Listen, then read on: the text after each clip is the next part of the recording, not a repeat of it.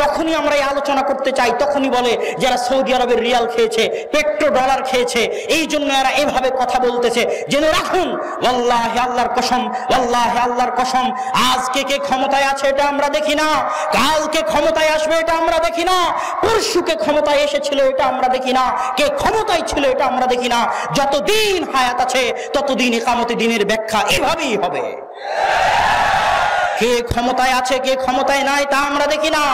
আমরা দরবারে আলেম নই, হায়াত থাকা পর্যন্ত এভাবে ইকামতে দ্বীনের ব্যাখ্যা হবে। আর একটা কথা বলে যাই, জেনে রাখুন, মুসলিমরা যে দুইবার বিপদে পড়েছিল, যখন বাইতুল মাকদেস দখল করে নিয়েছিল ক্রুসেডাররা, তখন কোন ছুটকা ফুটকা সন্ত্রাসী জঙ্গি দলের নেতা বাইতুল মাকদেস মুক্ত করেননি। রাষ্ট্র ক্ষমতার মালিক সালাহউদ্দিন আইয়ুবী বাইতুল মাকদেস মুক্ত করেছিলেন। যখন হালাকু খা চেঙ্গিস খা মুসলমানদের মাথা কেটে মিনার বানাতো, তখন মুসলমানদেরকে হালাকু খা চেঙ্গিস খানের কবল থেকে কোন ছুটাফুটা জঙ্গি দলের নেতা মুক্ত করেনি। জাহির বেরবেস খান যিনি রাষ্ট্র ক্ষমতার মালিক ছিলেন, নেতা হিসেবে তিনি মুসলমানদের মুক্ত করেছেন। এই জন্য আল্লাহ দোয়া শিখিয়ে দিয়েছেন, সুলতান আন নাসিরা, তোমরা সাহায্যকারী নেতা চাও, আল্লাহ আল্লাহর কসম, আল্লাহ আল্লাহর কসম, আল্লাহ আল্লাহর কসম, হে যারা আমাদেরকে বলো যে আমরা পেট্রো ডলারের গোলাম, যারা বলো যে আমরা সরকারের গোলাম, যারা বলো যে আমরা সৌদির রিয়াল খাই, তারা কান খুলে শুনে নাও। আল্লাহর কসম, কোনদিন যদি এমন রাষ্ট্র নেতা আসে যে সালাহউদ্দিন আইয়ুবীর মতো, জাহির বেরবেস খানের মতো জিহাদের ডাক দিবে, সেই দিন আহলে হাদিসের বাচ্চারাই জিহাদের সামনের কাতারে থাকবে। অমুক অমুক এটা করেছে, আর কোথাও আল্লামা সানাউল্লাহ অমৃতসরীর নাম নেয়নি। আমি বলবো, হয় সে অজ্ঞ অথবা সে জ্ঞান ও পাপী, ইতিহাস চোর। যে ব্যক্তি কাদিয়ানীদের ইতিহাস বলবে কিন্তু আল্লামা সানাউল্লাহ অমৃতসরীর নাম নিবে না, সে হয় অজ্ঞ অথবা জ্ঞানপাপী।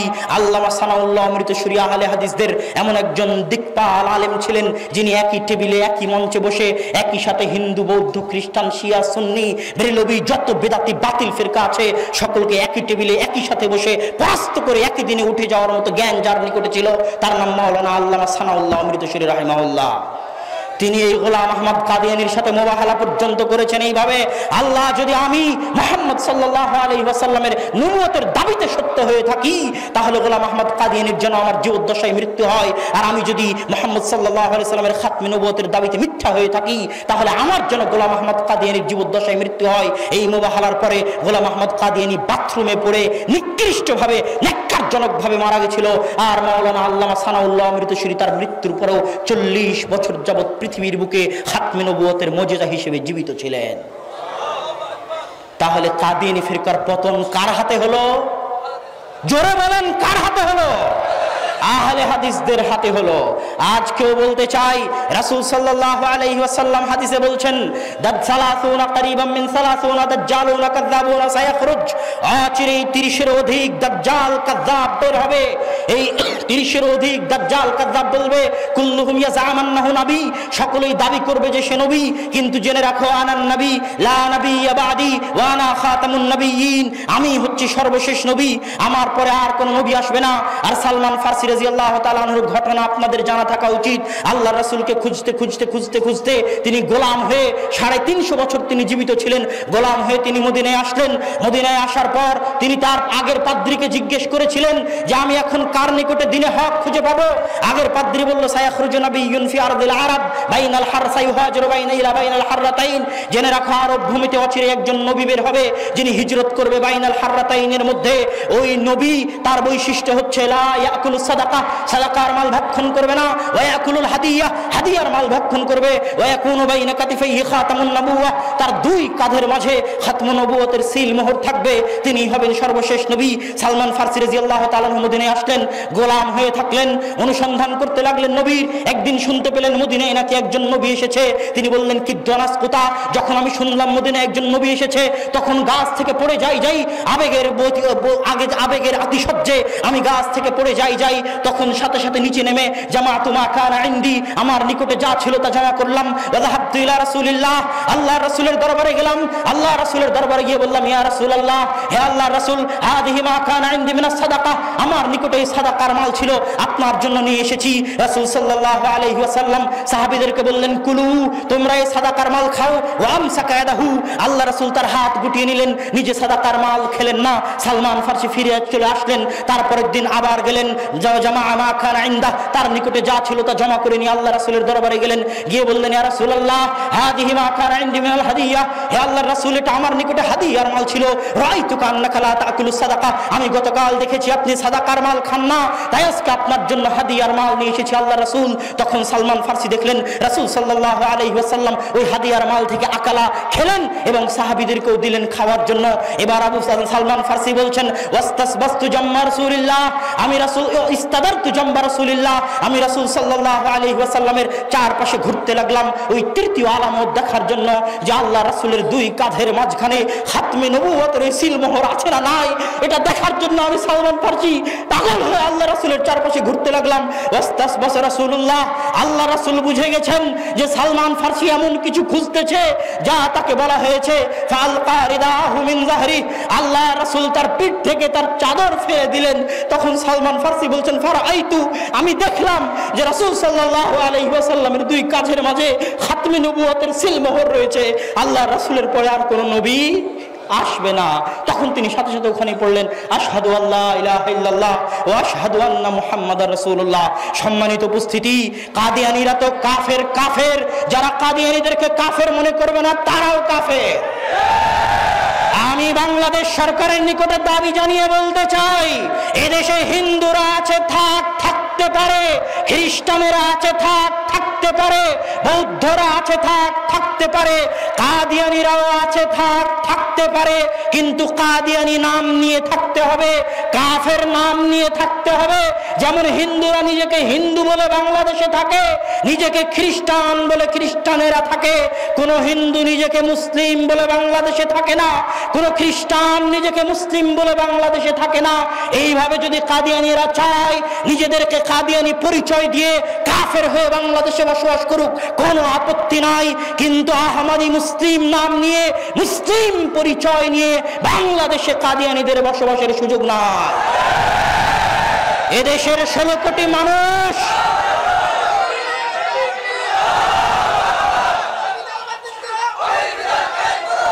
এদেশের 16 কোটি মানুষ এই দাবি জানায়, যেভাবে বিশ্বের 40টি মুসলিম রাষ্ট্রে কাদিয়ানীদেরকে রাষ্ট্রীয়ভাবে কাফের ঘোষণা করা হয়েছে, বাংলাদেশেও আমরা দেখতে চাই কাদিয়ানীদেরকে রাষ্ট্রীয়ভাবে কাফের ঘোষণা করা হোক। এবং সরকারের নিকটে আবেদন জানাবো, সরকারের কোন কেউ যেন কাদিয়ানীদের প্রতি দুর্বলতা না দেখায়, এটা এদেশের জনগণ বরদাস্ত করবে না। সম্মানিত উপস্থিতি, পরিশেষে আপনাদের নিকটে বলতে চাই কয়েকটা কথা। এই যে হিজবুত তাওহীদের বিরুদ্ধে বললাম, মুনকিরা হাদিসের বিরুদ্ধে বললাম, কাদিয়ানীদের বিরুদ্ধে বললাম, জঙ্গিদেরটা রেখে দিলাম, সময় সংকীর্ণ, অনেক বড় বড় বক্তা আছে, এগুলোর বিরুদ্ধে বলতে গেলে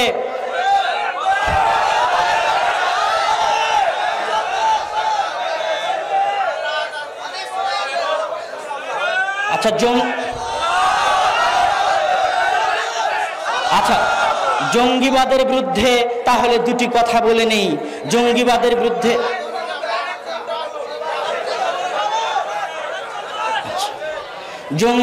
বিরুদ্ধে দুটি কথা বলে নেই। জঙ্গিদের বাতিল ভ্রান্ত আকীদার মূল ভিত্তি হচ্ছে দুটি। এক, তারা দাবি করে যে কবিরা গুনাহগার মুসলিম নাই, কাফের হয়ে গেছে। দুই, মুসলিম রাষ্ট্রকে তারা কাফের রাষ্ট্র মনে করে। এই দুটো হচ্ছে তাদের মূল ভ্রান্তির কারণ। এক, তারা কাবিরা গুনাহগার মুসলিমকে কাফের মনে করে, তার খণ্ডন স্বয়ং আল্লাহ সুবহানাহু ওয়া তাআলা সূরা তাহরিমের 4 নম্বর আয়াতে বলছেন, ইয়া আইয়ুহাল্লাযীনা আমানু তুবু ইলাল্লাহি তাওবাতান নাসুহা, ও হে ঈমানদারগণ, তোমরা আল্লাহর নিকটে তওবা করো। জেনে রাখবেন, যখন মানুষ সাগীরা গুনাহ করে তখন ওযু করলে মাফ হয়ে যায়, যখন সাগীরা গুনাহ করে তখন নামাজ পড়লে সালাত আদায় করলে মাফ হয়ে যায়, কিন্তু কাবিরা গুনাহ তওবা ছাড়া মাফ হয় না। আল্লাহ সূরা তাহরিমে বলতেছেন ওই সমস্ত মুমিনদেরকে যারা কাবিরা গুনাহ করেছে তাদেরকে তওবার নির্দেশ দিচ্ছেন, আর আল্লাহ বলছেন হে কাবিরা গুনাহগার মুমিনগণ তোমরা তওবা করো। বুঝা গেল কাবিরা গুনাহ করার পরেও সে এখনো মুমিন আছে, কাফের হয়নি। সূরা হুজরাতের 9 নম্বর আয়াতে আল্লাহ সুবহানাহু ওয়া তাআলা বলছেন ওয়া ইন তাইফাতানি মিনাল মুমিনিনা ইকতাতালু, যদি মুমিনদের দুটি দল পরস্পরে লড়াই করে তাহলে তোমরা তাদের মাঝে মীমাংসা করে দাও। জেনে রাখবেন একটা মুসলিম যদি আরেক মুসলিমের গায়ে হাত তুলে কাবিরা গুনাহ, একটা মুসলিম আরেক মুসলিমের গায়ে হাত তুলতে পারে না। বহু হাদিস যেটা কিছুক্ষণ পরে বলবো ইনশাআল্লাহ, এখানে এক মুমিন আরেক মুমিনের উপর কিয়ামতের মাঠে তাদেরকে জাহান্নাম থেকে বের করে নেওয়া হবে যাদের অন্তরে বিন্দু মাত্র ঈমান আছে। এই সকল হাদিস প্রমাণ বহন করে যে কাবিরা গুনাহগার ব্যক্তি কাফের নয়, বরং কাবিরা গুনাহগার ব্যক্তি এখনো মুমিন আছে। সম্মানিত উপস্থিতি, এখন কেউ যদি কাবিরা গুনাহগার মুমিনকে আমরা কি বলবো? বলবো ফাসিক মুসলিম, পাপিষ্ঠ মুসলিম, পাপাচারী মুসলিম, গুনাহগার মুসলিম, এটা বলে তাকে আমরা সম্বোধন করব, কাফের বলবো না। এখন কেউ যদি কাবিরা গুনাহগার মুসলিমকে হত্যা করে তাহলে তার কি হবে?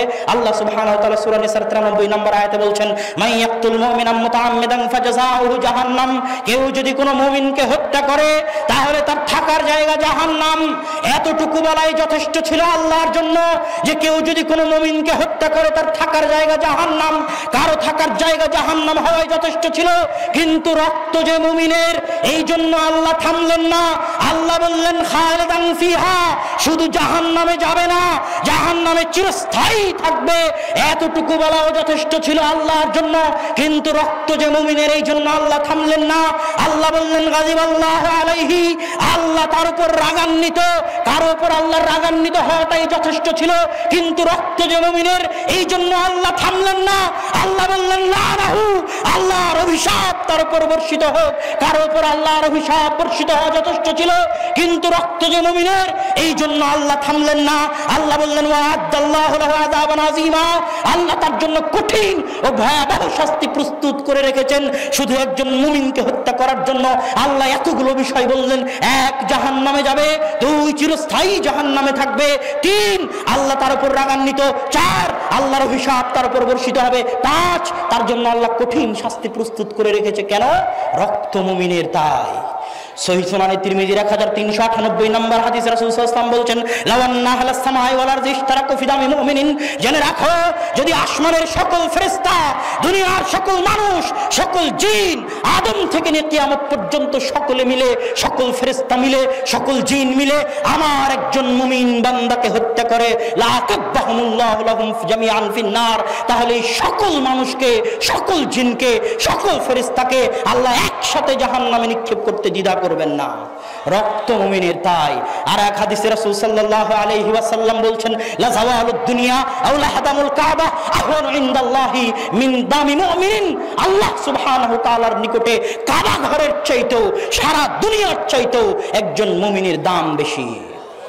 সম্মানিত উপস্থিতি, কিন্তু দেখবেন আজকের এই খারিজিরা, জঙ্গিরা এই মুমিনদেরকে কাফের ফতোয়া দিয়ে হত্যা করতেছে। এটাই আল্লাহ রাসূল বলে গেছে। সহিহ বুখারীর 3611 নম্বর হাদিস খুলে দেখুন। সহিহ বুখারীর এই মর্মে 3টি হাদিস বিস্তারিত আছে, পড়ে দেখুন। রাসূল সাল্লাল্লাহু আলাইহি ওয়াসাল্লাম বলছেন অচিরেই একদল জামাত বের হবে, ইয়াকতুলুনা আহলাল ইসলাম ওয়া ইয়াতরুকুনা আহলাল আওসান, যারা মুসলমানদেরকে কাফের ফতোয়া দিয়ে হত্যা করবে আর হিন্দু, মুশরিক, ইহুদি, খ্রিস্টানদেরকে ছেড়ে দিবে। ওয়াল্লাহি আল্লাহর কসম, ওয়াল্লাহি আল্লাহর কসম, ওয়াল্লাহি আল্লাহর কসম, আজকের পৃথিবীতে এই খারিজি জঙ্গিরা যত মুমিন মুসলিমকে কাফের ফতোয়া দিয়ে হত্যা করেছে, আমেরিকা, ইসরায়েল তত মুসলিমকে হত্যা করেনি। এই জন্য আল্লাহ রাসূল তাদের বিষয়ে বলেছে লাইন আদরাকতুহুল্লাহ তুলান্নাহুম কাতলা সামুদ, আমি যদি তাদেরকে পাই তাহলে কাতলে সামুদের মতো তাদেরকে হত্যা করব। কেন? এরা মুমিনের রক্ত নিয়ে ছিনিমিনি খেলে। সম্মানিত উপস্থিতি, তাদের দ্বিতীয় ভ্রান্তি হচ্ছে রাষ্ট্র, মুসলিম রাষ্ট্রকে কাফের রাষ্ট্র মনে করে। কাফের রাষ্ট্র, মুসলিম রাষ্ট্র কি জিনিস? মুসলিম রাষ্ট্র হচ্ছে দারুল ইসলাম, কাফের রাষ্ট্র হচ্ছে দারুল কুফর। যখন শাহ ওলিল্লাহ মুহাদ্দিস দেহলভী, শাহ ইসমাইল শহীদ যখন শাহ আব্দুল আজিজ মুহাদ্দিস দেহলভীকে গিয়ে বললেন যে এতদিন তো ভারত দারুল ইসলাম ছিল, ভারত মুসলমানদের অধীনে ছিল, 600 বছর আমরা শাসন করেছি, আজকে আমি খ্রিস্টানদের বিরুদ্ধে, ইংরেজদের বিরুদ্ধে যুদ্ধ করতে চাই, তার আগে আপনার নিকটে ফতোয়া চাই, আপনি বলেন যে ভারত দারুল ইসলাম নয়, ভারত দারুল কুফর। তখন সাথে সাথে আব্দুল আজিজ মুহাদ্দিস দেহলভী রাহিমাহুল্লাহ লিখিত ফতোয়া দিলেন যে এখন আর ভারত দারুল ইসলাম নয়, এখন ভারত দারুল কুফর হয়ে গেছে।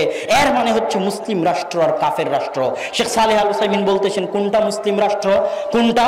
এক, যে দেশের নেতা মুসলিম; দুই, যে দেশের অধিকাংশ মানুষ মুসলিম; তিন, যে দেশে ইসলামী সংস্কৃতি সভ্যতার প্রভাব রয়েছে, 5 ওয়াক্ত সালাত আদায়ে কোনো বাধা নেই, হজ সালাত সিয়ামে কোনো বাধা নেই, সেটা মুসলিম রাষ্ট্র। বলতে পারেন মুসলিম রাষ্ট্র অনেক অন্যায় করে, অনেক বিধান মানে না, তাহলে কি হবে? বলবো একজন গুনাহগার মুসলিম যেমন ফাসেক মুসলিম, তেমনি একজন গুনাহগার রাষ্ট্র হচ্ছে ফাসেক রাষ্ট্র। আরো একটা কথা বলি, জাকাত ফরজ, ঠিক আছে মানলাম, কিন্তু আমার টাকা নাই, এখন নিসাব পরিমাণ সম্পদের মালিক হতে পারিনি, আমি কি জোর করে চুরি ডাকাতি করে অত সম্পদের মালিক হব যাতে আমার উপর জাকাত ফরজ হয়? এটা কি চলবে? চলবে না। জেনে রাখুন, একামতে দিন বলেন, একামতে দিন একটা বিরাট বিষয়, সেই বিরাট বিষয়ের একটা ছোট্ট অংশ হচ্ছে রাষ্ট্রে ইসলাম বাস্তবায়ন। একামতে দিন মানে ব্যক্তিগত, পারিবারিক, সামাজিক, সকাল থেকে সন্ধ্যা, জন্ম থেকে মৃত্যু, পায়ের পাতা থেকে মাথার চাঁদি পর্যন্ত প্রত্যেক পদক্ষেপে দিন বাস্তবায়নের নামে একামতে দিন। তার একটা অংশ হচ্ছে রাষ্ট্রে দিন বাস্তবায়ন করা।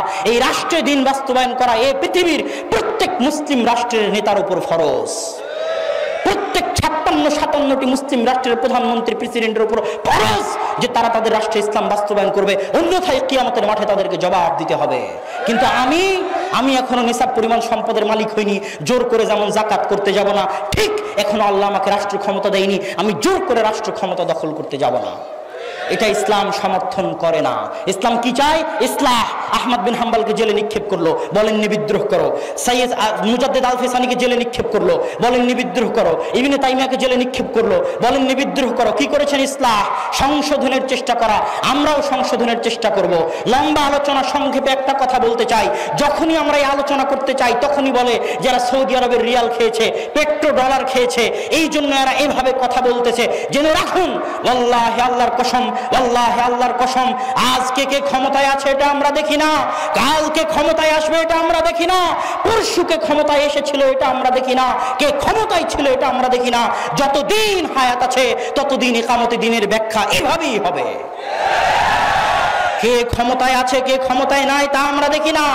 আমরা দরবারে আলেম নই, হায়াত থাকা পর্যন্ত এভাবে ইকামতে দিনের ব্যাখ্যা হবে। আর একটা কথা বলে যাই, জেনে রাখুন, মুসলিমরা যে 2 বার বিপদে পড়েছিল, যখন বাইতুল মাকদেস দখল করে নিয়েছিল ক্রুসেডাররা, তখন কোন ছুটকা ফুটকা সন্ত্রাসী জঙ্গি দলের নেতা বাইতুল মাকদেস মুক্ত করেননি। রাষ্ট্র ক্ষমতার মালিক সালাহউদ্দিন আইয়ুবী বাইতুল মাকদেস মুক্ত করেছিলেন। যখন হালাকু খা চেঙ্গিস খা মুসলমানদের মাথা কেটে মিনার বানাতো, তখন মুসলমানদেরকে হালাকু খা চেঙ্গিস খানের কবল থেকে কোন ছুটাফুটা জঙ্গি দলের নেতা মুক্ত করেনি। জাহির বেরবেস খান, যিনি রাষ্ট্র ক্ষমতার মালিক ছিলেন, নেতা হিসেবে তিনি মুসলমানদের মুক্ত করেছেন। এই জন্য আল্লাহ দোয়া শিখিয়ে দিয়েছেন, সুলতান আন নাসিরা, তোমরা সাহায্যকারী নেতা চাও, আল্লাহ আল্লাহর কসম, আল্লাহ আল্লাহর কসম, আল্লাহ আল্লাহর কসম, হে যারা আমাদেরকে বলো যে আমরা পেট্রো ডলারের গোলাম, যারা বলো যে আমরা সরকারের গোলাম, যারা বলো যে আমরা সৌদির রিয়াল খাই, তারা কান খুলে শুনে নাও। আল্লাহর কসম, কোনদিন যদি এমন রাষ্ট্র নেতা আসে যে সালাহউদ্দিন আইয়ুবীর মতো, জাহির বেরবেস খানের মতো জিহাদের ডাক দিবে, সেই দিন আহলে হাদিসের বাচ্চারাই জিহাদের সামনের কাতারে থাকবে।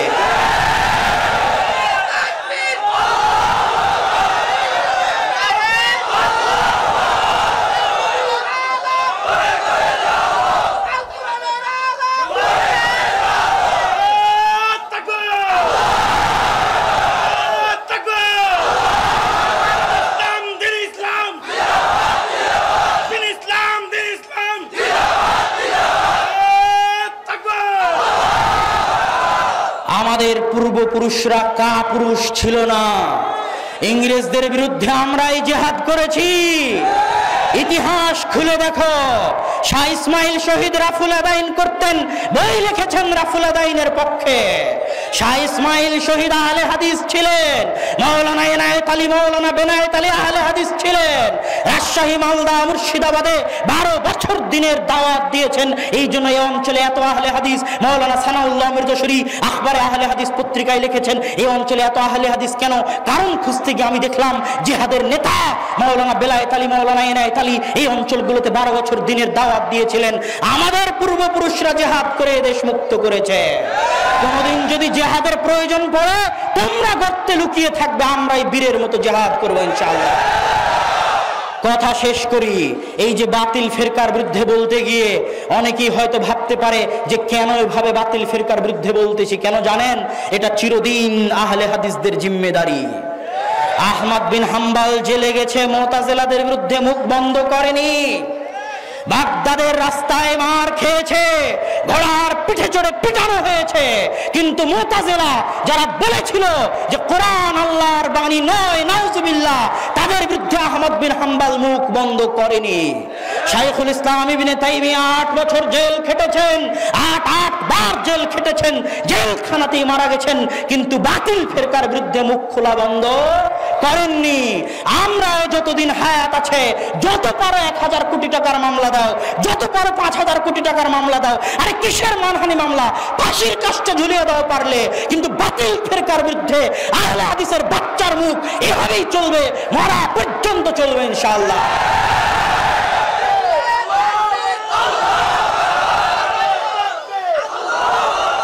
সম্মানিত উপস্থিতি, বক্তব্য শেষ করছি। আমি আপনাদের সামনে দাওয়াত দিতে আসিনি, দোয়া নিতে এসেছি। মাজলুম, আপনারা আমাদের জন্য দোয়া করবেন, আব্বুর জন্য দোয়া করবেন, আমার জন্য দোয়া করবেন। মেজো ভাই আব্দুর রহমান, যার বক্তব্য আপনারা শুনে থাকেন মাঝে মধ্যে, জামিয়া সালাফিয়া বানারসে পড়তেছে। ছোট ভাই আব্দুর রহিম মিশর আজহার বিশ্ববিদ্যালয়ে পড়তেছে।